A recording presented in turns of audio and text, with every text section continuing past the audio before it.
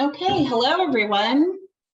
Welcome to our Start Here webinar on stormwater management. My name is Alicia Adler, and I'm the Education and Outreach Coordinator for Kitsap County's Department of Community Development. Today we have several content specialists that will be covering our topic and answering your questions. Our experts, unfortunately, you won't be able to see their faces, but they're here. They include Angie Silva, Assistant Director for DCD, Samantha Long, Stormwater Engineer Supervisor, Jennifer Lawrence, Stormwater Engineer Technician, Angela Hanners, and Marketing and Communications. You'll have the option to enter questions into your webinar window throughout the presentation. We'll address those questions at the end of the webinar. We ask that you keep your questions generalized and not to a specific project for everyone's benefit. If you have a specific question about your own project, we have several options available on our Contact Us page at DCD to get some assistance. So let's get started. The Start Here project is an education and outreach project for landowners that gives a basic level resource for facilitating success in land use and building development. We are funded through a grant with Washington State Department of Fish and Wildlife. It's a social marketing, education, and outreach project designed to proactively improve landowner development decisions and mitigate negative impacts to land cover, stormwater, and critical areas.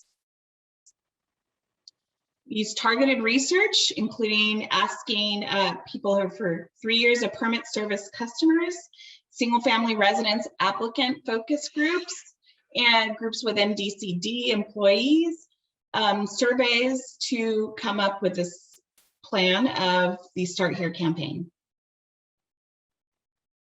The goal is to reach applicants with information and materials before they apply for their permit. We hope to achieve increased awareness, improve site design, a reduction in costly missteps, and a reduction in the impact to natural resources. Today we'll be covering stormwater management. What is stormwater management, why, and what you need to do.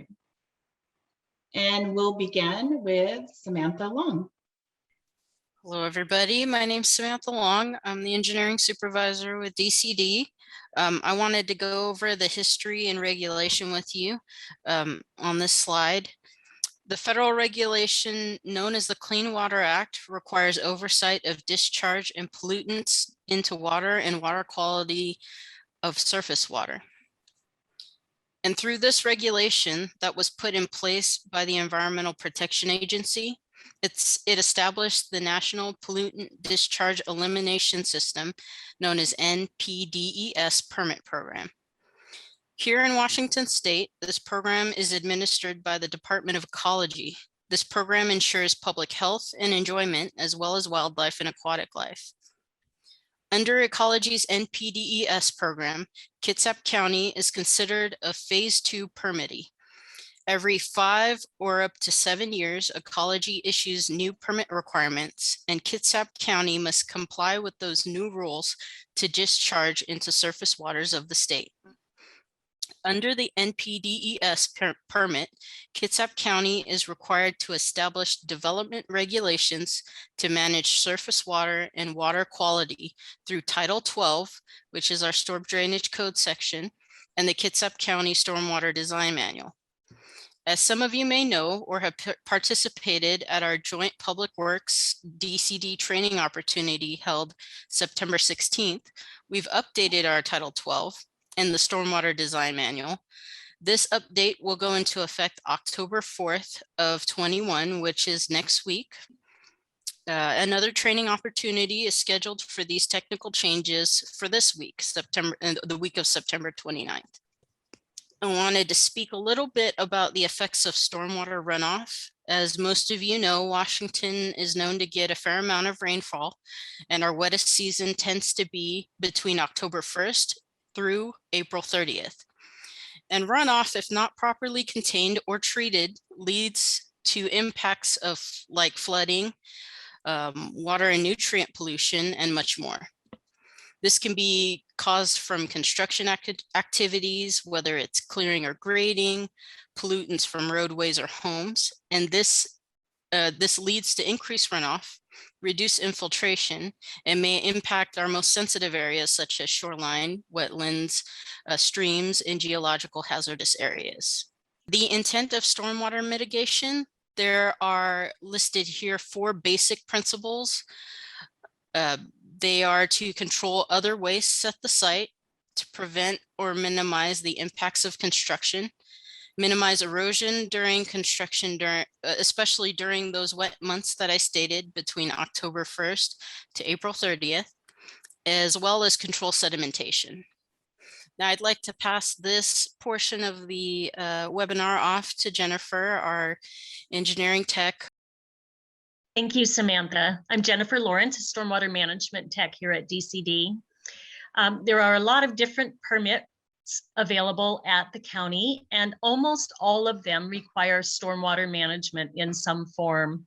And to determine what type of drainage review a permit needs, everyone begins with this stormwater worksheet, which contains basic project information that helps determine the type of drainage review you'll need. The project form will have you put in your total disturbed area for, if you're building a house, that would be your building footprint, your driveway and parking, any septic drain fields, and any other lawn or landscape areas. Out of that disturbed area, some of it will be hard surface, like your roof and driveway and parking, and some will not, like your lawn and landscaping. And so all that will be totaled up to help determine what type of drainage review you'll need.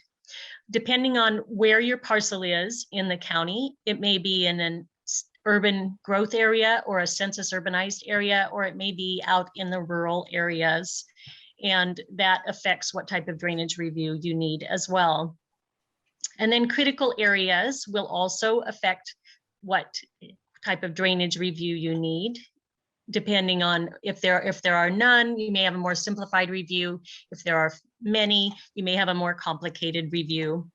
And so you determine the stormwater worksheet will help you determine your project type and your drainage review type. And once that is determined, you'll then go to another form, which most people call it list number 1, but it's a list of best management practices for on-site stormwater management. There's on-site stormwater management is required for all projects that meet the thresholds of 2,000 square feet of hard surface or 7,000 square feet of disturbed area. And the basic thing you're trying to do is have a project that when you're all done, it sort of mimics what the stormwater runoff was doing before you built your project. So for hard surfaces, you'll choose like the best option you can in the order you can choose it. So if you can disperse all your runoff through existing vegetation on your site, that would be best for your rooftops and your driveways. And if you can't do that, you might be able to infiltrate or do a shallow rain garden or do sheet flow dispersion. And this form, the best management practices worksheet, will help you work through that. And the other thing you'll need to do for your lawn and landscape areas is amend the soils so that they have post-construction soil quality and depth. And this is basically just tilling in a compost-rich soil mixture to help absorb rain and prevent runoff from those areas. And then every project that needs a permit, and then in this stormwater worksheet, it'll work through to a point where you're going to figure out your erosion control. And this is called a stormwater pollution prevention plan, otherwise known as a SWPPP. And we'll look at that in a little more detail on the next slide. So the stormwater pollution prevention plan has 2 parts. One is a narrative part, and the other is the drawing itself. The narrative will give you a list of elements to look at to make sure that the site is being protected the best it can, and to eliminate or minimize any discharge of polluted waters or mud or dirt. Usually, the first thing you'll do is to figure out how much your disturbed area is, and then mark that with surveyor's flagging, or sometimes with silt fence or other construction fencing. Then you'll need to establish a construction access, which is sort of just a big rocked driving surface that will shake the dirt off the truck tires as they leave the site to keep track out from happening and causing dirt to get dragged down the road when the trucks leave. There are other elements to look at. You want to control flow rates and install your sediment controls, such as shallow sediment traps that will actually catch the dirty water and let the sediment settle down to the bottom so that the water is clean on the top and then can be discharged from the site. Stabilizing the soils, protecting your slopes, protecting any existing drain inlets, and stabilizing channels and outlets are all important. And then maintaining these BMPs throughout the construction timing and managing your project and protecting any low impact development BMPs on the site, such as rain gardens or bioretention. Then you'll draw this, besides the narrative, you'll draw it on your site plan to show us where that construction entrance goes, where the low area of the property is that might need some silt fence, or maybe you'll have other methods that work to keep the muddy water from leaving the site. Depending on the size of your project, you may need a site development activity permit rather than just doing a drainage review as part of your building permit. All large projects will need a site development activity permit. And a large project is defined in two different ways depending on whether the parcel is in the rural area or inside an urbanized area. Urbanized areas, large project starts at 5,000 square feet of hard surface. And in the rural area, it is 10,000 square feet of hard surface or 5% of the lot area, whichever is greater. You'll also need a site development activity permit if you're connecting to a public drainage system or doing certain grading activities. There are 3 levels of grading activities. We call them grading 1, 2, and 3, and they are based on the amount of dirt that is being moved, starting at 150 cubic yards, with the middle one at 500 cubic yards and above, and the grading 3 at 5,000 cubic yards and above. You may also need a grading site development activity permit, even for amounts of dirt below those thresholds, if you are working on slopes greater than 30% or in the mandatory setbacks, buffers, etc. for those areas. The county has some mapped critical drainage areas that also require site development activity permits due to known drainage issues such as lack of conveyance or flooding. And if there is an existing drainage problem, that may be another reason you need a site development activity permit. Sometimes you can do a site development activity permit without an engineer. Simple grading projects often can skip the engineer, but sometimes you do need to have a civil engineer prepare your drainage and grading project. And that is required for all large projects. Anytime you are improving or working within the county right-of-way, connecting to a drainage system in the county right-of-way. Other times when the county determines it is in the public's best interest, and that is generally tied to critical areas, some of these mapped critical drainage areas in particular, where there are known lack of conveyance downstream or other sensitive areas.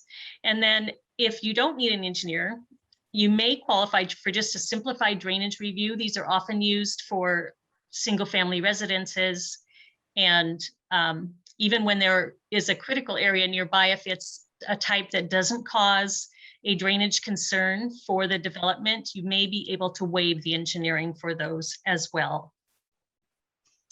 And now I'll turn it back over to Samantha for the remainder. Additional permits may also be required for new construction and redevelopment, depending on what activities are taking place on site. In the earlier slides, we've mentioned the site development activity permit, but there are other permits that also may be needed. For example, a right-of-way permit that's issued by Public Works. This covers any work that's done within the county right-of-way. Land use review, shoreline critical area review, building and fire code review to ensure life safety of structures before occupancy. Timber harvesting if you're clearing land or converting it to another use other than forestry. if you're working on or around waters of the state, that may trigger additional permitting through the Washington State Department of Fish and Wildlife through their hydraulic project approval permit, as well as the Department of Ecology, which requires that separate NPDES permit that's issued for permits or for construction that disturbs 1 acre or more. Moving on to the next slide, we have the resources shown here and links that may be applicable for your stormwater permit application and possibly answer any questions that you might have. We'll be providing these resources to you. We got to the end of the presentation and you have an opportunity now to ask any questions in your Q&A screen. Again, we ask that you keep your questions generalized and not to a specific project, and that we do have resources available on our Contact Us page in DCD if you need site-specific information.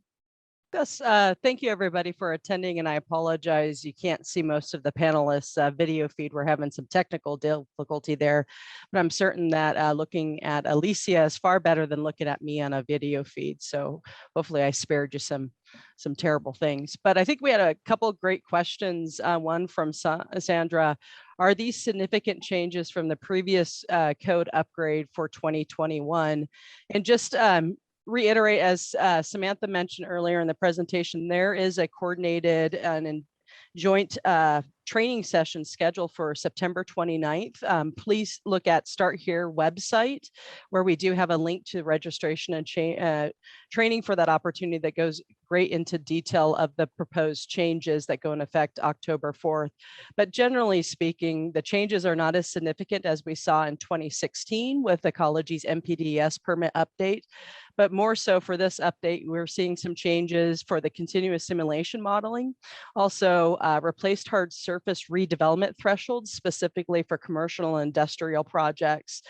What identifies as an equivalent area for a redevelopment project threshold, as well as some changes to minimum requirements, 2, 5, 7, as well as a number of best management practices or BMPs. And again, if you haven't already registered for those trainings, the last one is scheduled for September 29th this week. Please do so, as it's a great opportunity to get an overview of what that may be. But also the project website also has red line strikeout changes of the change in code, but also the manual itself, so you can zero in what changed and what did not.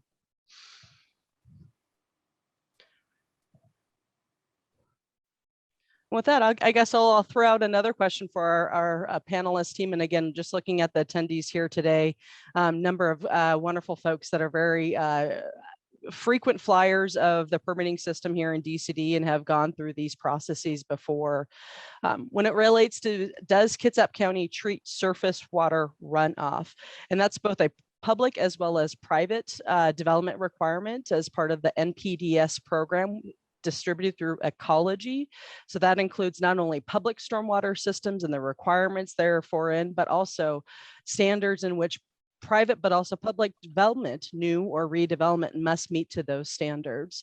So part of that, some, depending on if it qualifies, has to do water quality treatment, but that's a basin by basin, project by project determination. And that, let's, I'm going to throw out one. Hold on for a second. We got one from Emily here. Can you go over the specifics of when an SDAP would be required in a UA or UGA zoning again, please? Hey, Jennifer, do you mind taking that one? Absolutely. Hi, Emily. Thanks for your question. So a site development activity permit in an urbanized area or urban growth zone is required when you create or add 5,000 square feet of hard surface, or if you disturb an acre or more of land, which I did not mention in this during the slides. So there should be a link coming up in the chat for when you need a site development activity permit or a brochure regarding that. You can also go to the Kitsap County Code, Title 12, and look in Title 12.10 030 for when site development activity permits are required. And then in 1220, and I'm going off the top of my head here, but I believe it is 1220.010 for the specific thresholds for the site development activity permit trigger. And if that doesn't answer your questions, you should be able to jump on our live chat weekdays between 9 and noon and talk to a stormwater technician. They could probably find a link for you while you're chatting. Thanks, Jennifer. We have another question related to what permits are required for house additions and setbacks defined by SMP or Shoreline Master Program. So I can speak to the Shoreline Master Program, which has another level of requirements here in Washington State as part of the Shoreline Management Act. But there are certain standards as setbacks related to the ecological function as well as use under that specific state law, the Shoreline Management Act in particular, and that is guided by Kitsap County Code Title 22, which just went through an update. But Jennifer, speaking to kind of stormwater considerations, just generally what factors may stormwater staff look at that if a property is on a shoreline?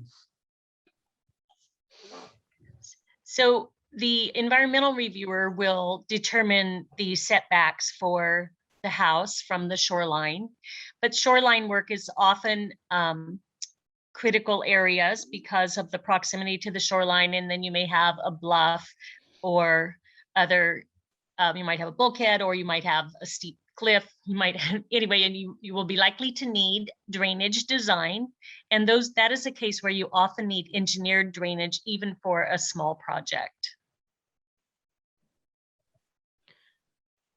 Thanks, Miss Jennifer. I think we have another question that came up in the chat window about what is a census-sensitive area?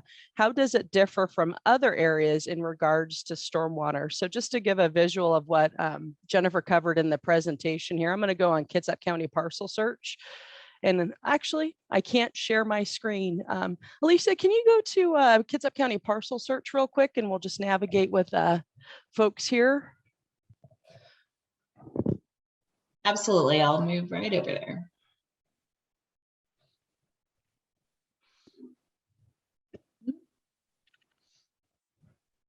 Sorry, 1 second, I'll have to get out of this.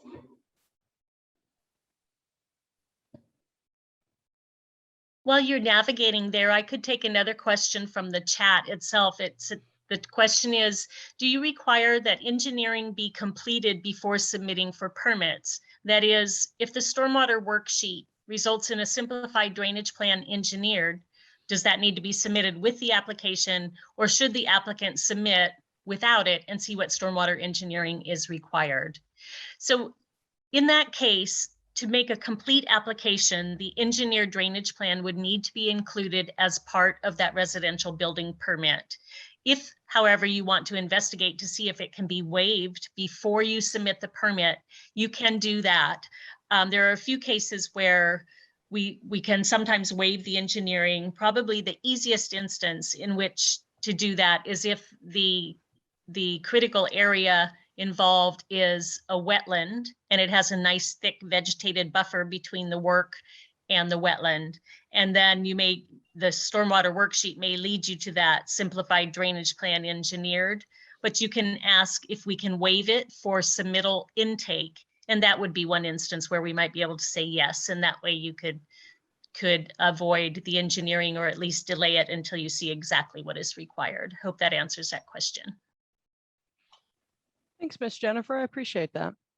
So going back to another question we got, what is the census sensitive area? How does it differ from other areas in regards to stormwater? So if you go to kitsapgov.com, on the bottom right-hand side of county resources, there's a link for Parcel Search, which is where we are today. So if you go on the left side of the screen, and there's a drop-down menu that says choose a theme. You're right, there we go. And then you go down to critical drainage areas. So what this Parcel Search feature shows 3 different features. One, urban growth areas as defined by the Washington State Growth Management Act. And that's the yellow areas. So whether that's Kingston up north or the unincorporated areas of Paulsbo, Silverdale, Central Kitsap, leading all the way down to Port Orchard. Those are areas that fall under Kitsap County stormwater rules, as well as the NPDES permit with ecology. In addition to that, it also includes under ecology's NPDES permit, also includes census defined areas. So not in the urban areas as those yellows, but outside and adjacent based upon a number of site features, including parcel size. And that's the orange that you see on the screen there that goes well beyond close to Bangor Subbase, Edgewater, as well as a number of other communities in north all the way to South Kitsap. The green features that you see on the screen there, and again, you can zoom in as much as you like, are the critical drainage areas that Jennifer mentioned earlier in the presentation that have historical stormwater and surface runoff challenges, including lack of conveyance infrastructure. So those are highlighted a little bit more nuanced in the stormwater requirements here at Kitsap County. These areas will be updated as part of the October 4th implementation. So just an FYI, this parcel feature will be updated by October 4th, but just recognizing communities such as Suquamish or Island Lake and Silverdale, or if you head down south, when you're going into Navy Yard City, for example, adjacent to city Bremerton limits, as well as Gorst in particular. And last but not least, here in Kitsap County, our Board of County Commissioners have established a water as a resource policy that takes certain stormwater requirements and elements and applies that to rural area applicability.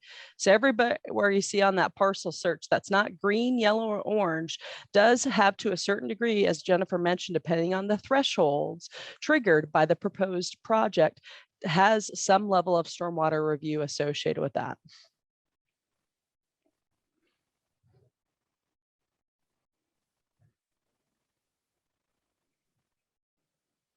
Let's see here.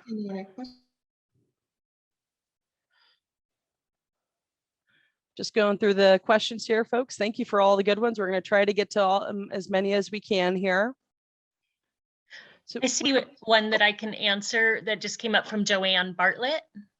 When a project that proposes an addition or replacement of an existing structure, is an entire retrofit of stormwater discharge required for all existing impervious or just for the new impervious surfaces? So generally, it is just for the new impervious surfaces. If the existing surfaces were built with an approved stormwater plan or built prior to stormwater plans being required, then it is considered vested and you're starting from scratch for your threshold determination of what drainage requirements are needed. So if you have, say you have a 2,000 square foot rooftop and another 2,000 square foot of driveway and hard surface, you've got a total of 4,000 square feet on your property, and you want to build a 1,500 square foot addition to your house and no other hard surfaces. You are only mitigating for that 1,500 square feet and not for 5,500 square feet. And if the parcel happens to not be in any mapped critical area or have any nearby critical areas, it would actually be below the threshold for on-site stormwater management and would just require a building permit. Hope that answers that question. If you've asked any questions in the chat window by any chance, if you could copy and paste that or ask in the question and answer, that would be helpful and allow us to go through the questions. Thank you, Alicia and Jennifer. We had a question in the chat window from a gentleman. Did I miss the requirement for splash blocks, specifically 400-foot requirement? Seems like infiltration should be recommended for all residential projects. Jennifer, as everyone knows, I'm not a technical expert when it comes to stormwater, but I have an idea, but I don't want to give bad information out too. I'm happy to take that question. So I'm not sure what the 400-foot requirement is referring to, but splash blocks are sometimes allowed to provide for dispersion for rooftops when there is a big enough lot and sufficient vegetation and a gentle enough slope. Generally, if the site is over 1 acre and there is a minimum of a 100-foot flow path and no slopes that are too steep that might cause the runoff to turn into point discharge, then splash block dispersion can be utilized for the rooftop. And the second part of this question is regarding infiltration recommended for all residential projects. If you look at that best management practice list number 1 that I mentioned early in the presentation, there's an either or for the first best thing to do for your rooftops, and it's either full dispersion or rooftop infiltration. So good question, and one of the two are your best recommendations for that rooftop. Thanks, Miss Jennifer. We got another question from the audience. What would be the building setback from toe slope? And that's typically related to another area of requirements under the Growth Management Act called the Critical Areas Ordinance when it comes to geological hazardous areas. And oftentimes, depending on the particular geology of the site, etc., typically the toe slope building setback is 15 feet in addition to whatever the buffer required may be for that particular critical area on site. The other question we got, are these links somewhere convenient on DCD's webpage? And I think we're happy to share that on, Lisa, you're gonna correct me if I'm wrong, if we can share some of these links to Parcel Search, but also Fish and Wildlife and all those things for quick access, but they're also available on Department of Community Development's website, as well as in the brochures that are available for stormwater review as well. That's correct. Thank you, ma'am. And I'm just going down the list of questions received. Are agricultural buildings exempt from any of the stormwater regulations? And Jennifer is going to tell me, heck no, this is not right, Angie. But I believe stormwater regulations is based upon hard surfaces as well as redevelopment. So new as well as redevelopment. So no, the agricultural code is not exempt from stormwater regulations. It has to do with specifically your proposal when it comes to hard surfaces, structures, or else, as well as other elements depending on critical areas on site, etc. I'm wondering if the attendee is referring to other agricultural exemptions, and I am not a planner or a zoning land use expert at all, but I think there is something in the planning code that exempts agricultural buildings from some other requirements. Are you familiar with those, Angie? I am, and that's a good point. So in Title 17, which is our zoning code here at Kitsap County, there's a chapter 17-455, which is our agricultural code. And there are exemptions to the zoning, so allowed uses, etc., related to that. But again, stormwater is a separate kind of federal as well as state requirement that we have to implement. And I don't believe there's any exemptions under those allowances under the state permit.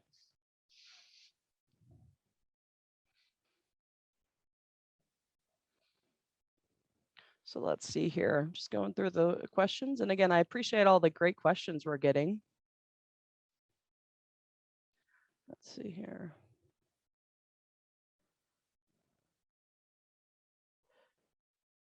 So we have a general question, and again, this often is referred to kind of Washington state case law. If stormwater runs off of your property to another property after you have followed the stormwater plan for your project, who is liable for the damage incurred? So again, there's state Supreme Court case law when it comes to natural flow paths of water, especially surface water. And as mentioned by Jennifer early in the presentation, so when we see designed stormwater projects come in, they have to design at the level prior to construction and really at pre-European level of state. So if there was already some level of water discharging off-site, again, that can occur. It just cannot increase over time. So oftentimes those are referred, depending on the property specifics, often is referred to as a civil matter between the property owners itself. But sometimes there are things that occur during construction activities or activities without permits, and we would encourage you to contact Kitsap 1 at Kitsap 1 at co.kitsap.wa.us if there's any potential code enforcement things that we need to investigate and determine whether or not any code violations occurred.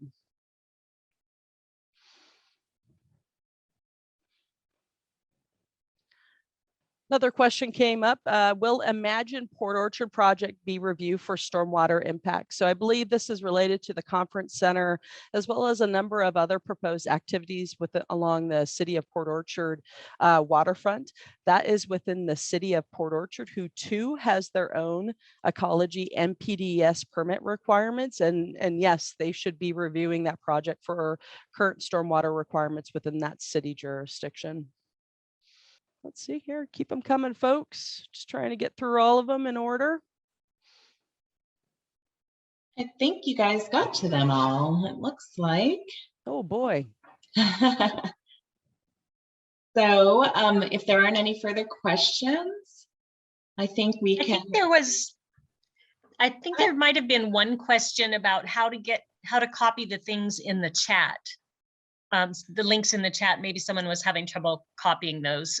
Should they just be able to select, or is there a restriction on that right now? You know, I think you can click on them each individually, Daryl. It looks like that might be an option for you.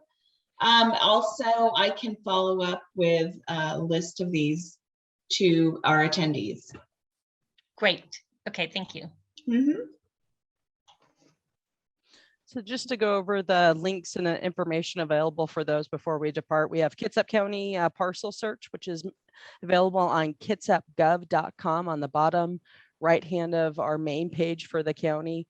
Stormwater plans, again, a lot of different brochures as well as worksheets that are available on kitsapgov.com/DCD, and that's available for anyone to access.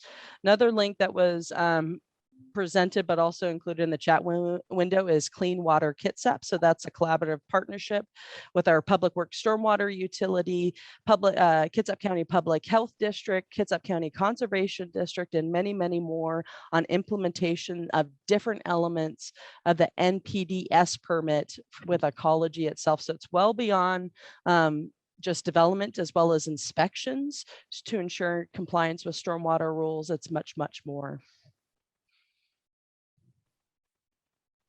And then again, for information related to Washington State Department of Fish and Wildlife's permitting process, that is available on their main page, especially for hydrologic project approvals or HPA permits.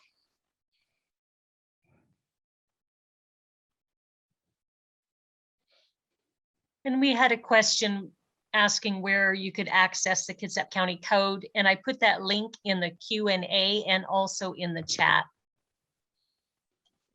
Thank you, Miss Jennifer. That's a great question. Again, here today, this webinar focuses on Title 12, stormwater drainage, as well as the design manual. But any project that comes through, depending on a variety of different permit types, there are several other development codes that it is reviewed concurrently, whether that's road standards when it applies to public rights of way, water and sewer connection, building and fire, flood hazardous areas that often follow our streams and shorelines, as well as some wetlands, our subdivision code, our zoning code, our environmental code as it relates to implementation of the State Environmental Policy Act that was established in late 70s, early 80s, I believe, as well as Title 19, which is our critical areas ordinance. So that's protection and regulations related to wetland streams, critical aquifer recharge areas where we get our drinking water, but also geological hazardous areas. Title 20, which is our transportation concurrency. So ensuring that projects that come in do not impact the roadway system. And last but not least, Title 21 is our land use procedure. So depending on permit type, that is the process and procedures and how we notify or move that forward in the decision and review process. And then Title 22, which came up in a question earlier, which is our shoreline master program and implementation. of the Washington State Shoreline Management Act, established originally in the 1970s and been updated since.